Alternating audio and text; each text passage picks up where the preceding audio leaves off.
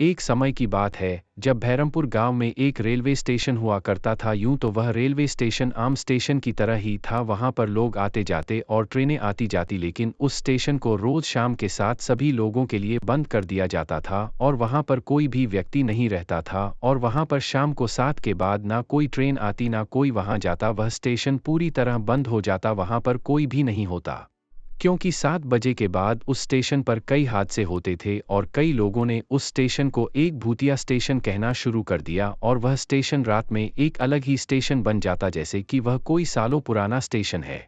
शहर में रहने वाला चंदन नाम का लड़का वह न्यान्या टीटी बना था। वह उसे शहर के स्टेशन में लोगों के टिकट चेक करते हुए अपना जीवन बिता रहा था।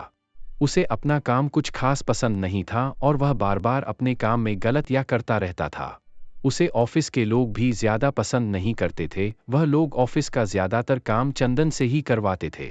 लेकिन वहां पर चंदन का एक बहुत अच्छा दोस्त भी था जिसका नाम शर्मा था। उसकी और चंदन की खूब जमती थी। वह दोनों एक दूसरे के बेहद अच्छे दोस्त हैं। एक दिन शर्मा चंदन से कहता है कि भाई, मेरा एक गांव में तबादला हो गया है, लेकिन मैं बहुत परेशान हूं क्योंकि इस तबादले के कारण मुझे यह शहर छोड़ना होगा और अभी अभी तो मैंने अपने बच्चों को स्कूल में लगाया था। मेरे बच्चे काफ़ी छोटे हैं, मुझे नहीं लगता वह किसी गांव में रह पाएंगे। उन्हें अच्छी शिक्षा वहां पर भी मिल जाएगी, लेकिन मेरी बीवी भी यहाँ पर काम करती है, फिर हम दोनों को अलग रहना होगा, तो इस कारण से मैं काफ़ी परेशान हूँ। चंदन उससे कहता है, बस इतने से बात से तुम चिंतित हो, कोई बात नहीं, तुम्हारी जगह मैं चला जाता हूँ क्योंकि मुझे भी यह जगह कुछ खास पसंद नहीं है। मुझे लगता है मुझे वहाँ जाकर कुछ नया देखने को मिल जाए। तुम चिंता मत करो, मैं हेड ऑफिस में बात कर लूँगा। चंदन हेड ऑफिस में बात करने जाता है। क्योंकि चंदन इस स्टेशन पर ठीक से काम नहीं करता था तो उससे हेड ऑफिस के लोग वहां भेजना ठीक समझते हैं, क्योंकि वहां गांव में कुछ ज्यादा काम नहीं होता था और वह स्टेशन 7 बजे बंद हो जाता था। चंदन वहां रात के समय पहुंचता है। क्योंकि रात के समय वह स्टेशन बंद हो जाता है तो ट्रेन उसे पास ही के एक गांव के स्टेशन पर छोड़कर चली जाती है। चंदन उसे स्टेशन पर अकेला रहता है तभी एक सहायक चंदन को वहां पर लेने आता है और वह दोनों उसकी गाड़ी में जाते हैं। गाड़ी में जाते समय चंदन उससे कहता है कि सीधा स्टेशन चलो, मुझे एक बार स्टेशन देखना है कि वह कैसा है। चंदन की है बात सुनकर उसका सहायक, जिसका नाम गोविंद होता है, वह बहुत डरने लगता है। गोविंद बड़ा ही डरा हुआ और घबराए हुआ चंदन से कहता है कि सर, आपको क्या किसी ने बताया नहीं? चंदन कहता है, क्या क्या नहीं बताया मुझे किसी ने, लेकिन गोविंद इस बात को टाल देता है और वह दोनों रेलवे हाउस की तरफ चले जाते हैं। गोविंद उसे अपना कमरा दिखाता है और कहता है, सर आज आप आराम कीजिए, हम लोग कल स्टेशन पर चलेंगे और काम शुरू करेंगे। आपका सामान यहाँ पहले ही पहुँचा दिया है, आप बस आज आराम कीजिए। अगले दिन गोविंद चंदन को स्टेशन के बारे में बताता है कि सर, यहाँ पर दिन में सिर्फ 2 ही ट्रेनें आती है और यहाँ पर कोई ऑफिस नहीं है, तो आपको बैठना हो तो आप यहीं कहीं बैठ सकते हो और 7 बजे यहाँ से चले जाना, यहाँ बिल्कुल ही मत रुकना। वैसे तो मैं आपको 7 बजे यहाँ पर लेने आऊँगा, लेकिन इन दिनों मेरी तबीयत कुछ खराब रहती है तो शायद मैं नहीं आ पाऊँ, तो इसीलिए आप 7 बजे यहाँ से चले जाना। और यहाँ पर एक सफाई कर्मचारी रहता है जिसका नाम मंगलू है, आपको कुछ चाहिए हो तो आप उससे मंगा सकते हो। चंदन को इस बात पर थोड़ा शक तो होता है कि आखिर यह स्टेशन 7 बजे बंद क्यों हो जाता है, लेकिन वह इस बात पर ज्यादा ध्यान नहीं देता क्योंकि इसे उसी का काम आधा हो जाता है, तो वह इस बात को जाने देता है।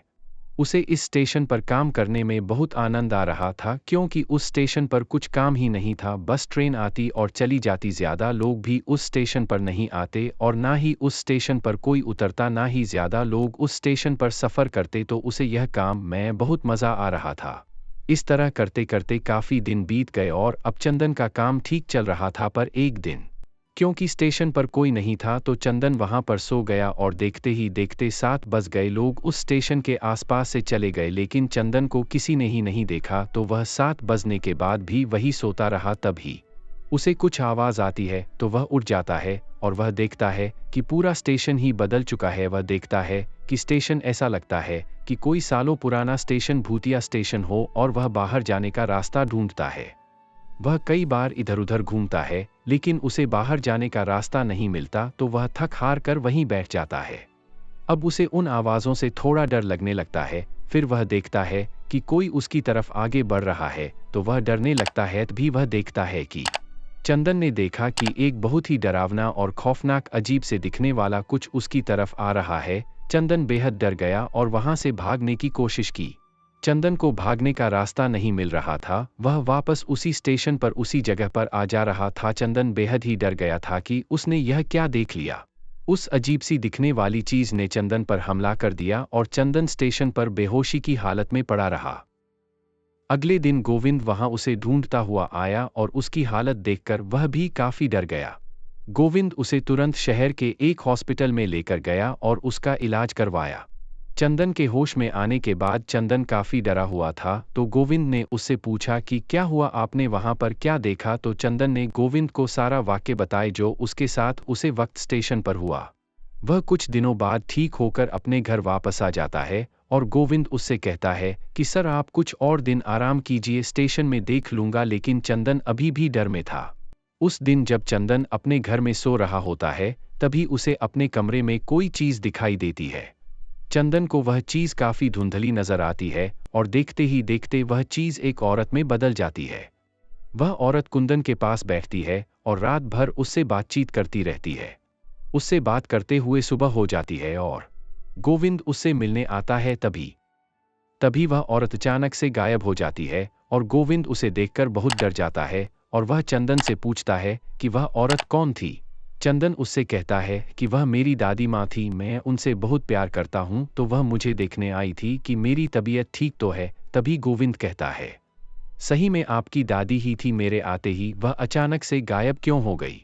तभी अचानक से चंदन को याद आता है कि उसकी दादी तो उसके बचपन में मर गई थी, फिर आज इतने सालों बाद अचानक से वह कैसे आ सकती है। यह बात वह गोविंद को बताता है और दोनों बहुत डर जाते हैं।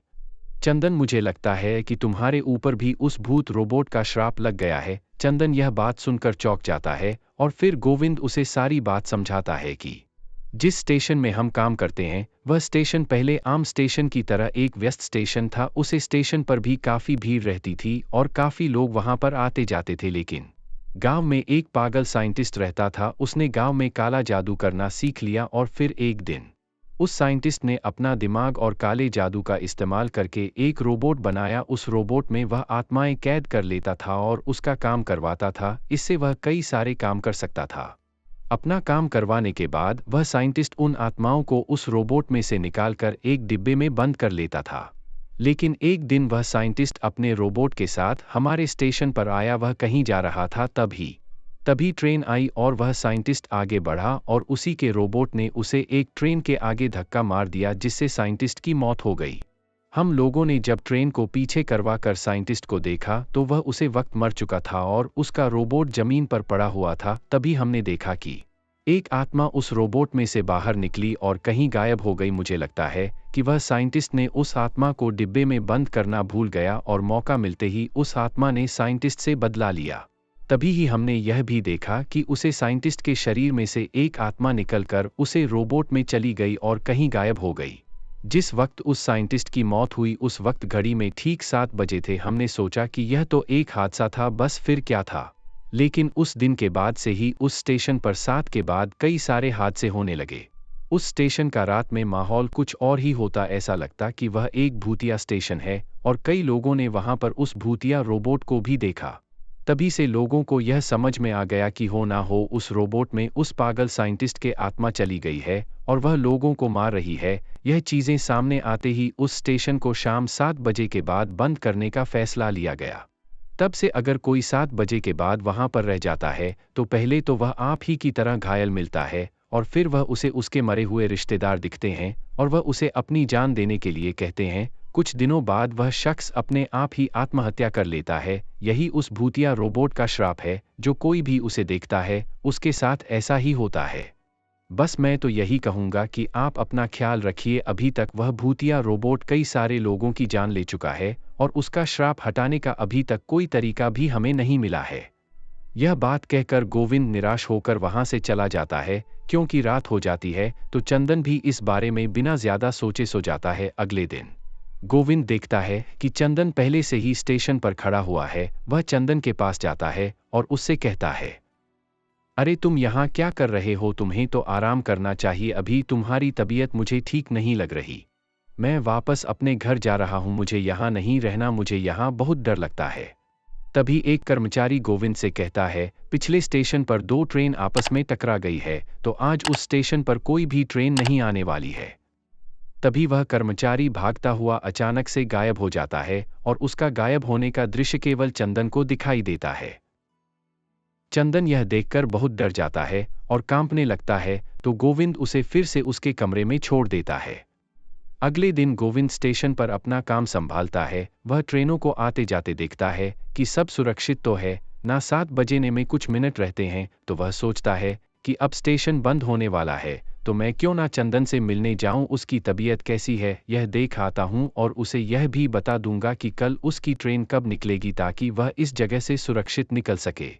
जब गोविंद चंदन के कमरे में जाता है, तो वह एक खौफनाक दृश्य देखता है जिससे वह बहुत डर जाता है। वह देखता है कि चंदन ने अपने कमरे में अपने आप को फांसी लगा ली है। वह बस अपने कमरे में लटका हुआ था। यह देखकर गोविंद बहुत डर गया और वह जोर जोर से रोने लगा। फिर उसने देखा कि अचानक से वह भूतिया रोबोट वहां आया और एक आत्मा चंदन के शरीर से निकलकर उसके साथ कहीं गायब हो गई और गोविंद को एक झटका लगा और वहीं पर बेहोश हो गया। एक पूरी रात उन दोनों ने एक ही कमरे में बिता दी। अगले दिन लोगों ने उन्हें बाहर निकाला और गोविंद जब होश में आया तब तक चंदन का शरीर उसके घर जा चुका था।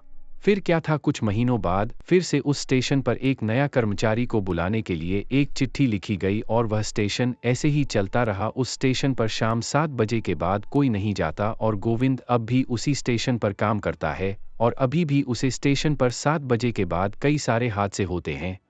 हमारी कहानी देखने के लिए धन्यवाद दोस्तों। हम देख रहे हैं कि आप हमारा चैनल सब्सक्राइब नहीं कर रहे हैं, तो आपसे निवेदन है कि इस चैनल को ज़रूर सब्सक्राइब करें, कमेंट करें, शेयर करें। इससे हमें भी आपके लिए और भी अच्छी कहानियां बनाने का मोटिवेशन मिलता है। तो प्लीज़ प्लीज़ हमारे चैनल को सब्सक्राइब करें और हमारी कहानी पूरी देखें। एक बार फिर से बहुत बहुत धन्यवाद।